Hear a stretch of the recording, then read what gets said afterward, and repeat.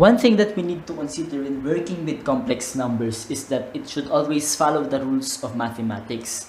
From the history of complex numbers, or the history of complex analysis, we have determined that the imaginary number I is equal to the square root of -1. Thus, if we square both sides of the equation, we will have I squared equal to -1. If we have I raised to 3, this can be written as I squared times I.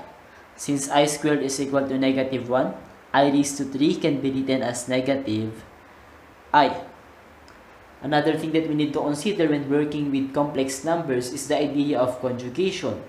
This was first introduced by Raphael Bombelli, as discussed in the history of complex analysis. If we have a number a plus bi, its conjugate is just equal to a minus b I. Notice that we are only changing the operation between the real and the imaginary part of our complex numbers. From positive, its conjugate become negative. So, if you have a minus bi, the conjugate of this complex number is simply a plus bi. If, for example, you have a complex number that has no real part, let's say negative bi, this can also be written as 0 minus bi. There is no real part. So its conjugate is simply 0 plus bi, or simply positive bi. What if you have a real number?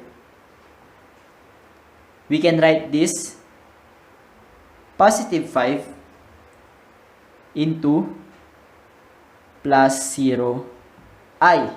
It has no imaginary part, or 5 minus 0 I. 0 times I is just equal to 0. So, even if you add 0 or subtract 0 from 5, it will remain as 5. The conjugate of 5 plus 0 I is just simply 5 minus 0 I. On the other hand, the conjugate of 5 minus 0 I is 5 plus 0 I. The idea of conjugation is best used in the operation of complex number, specifically multiplication and division of complex number. If, for example, we have a plus bi, and we multiply it into its conjugate, this would be a minus b I. Applying FOIL method, you will have a times a is a squared, a times negative bi is negative abi. Positive bi times a is equal to positive abi.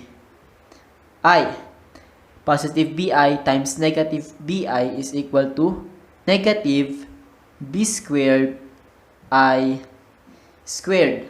Now notice that this negative abi plus abi will just cancel to 0. And I squared is equal to negative 1. So this would be equal to negative 1. We will now have a squared negative 1 times negative b squared is equal to positive b squared. Now notice that we have removed the imaginary part of our complex number. So from a complex number, we have transformed it into a real number. Now remember this idea because we are going to use this later on in the operations of complex numbers.